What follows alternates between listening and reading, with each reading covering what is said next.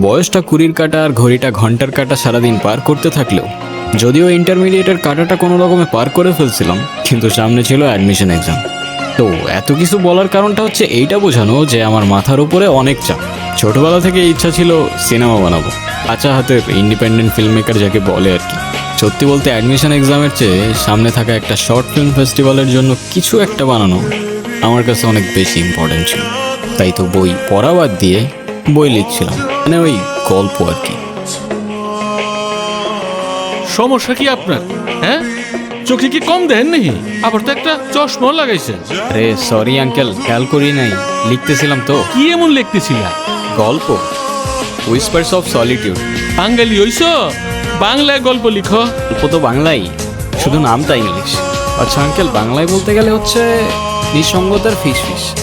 কাজী নজরুল ইসলাম। এই টাইপের মানুষজনের দেখা আমি প্রতিদিনই পাই।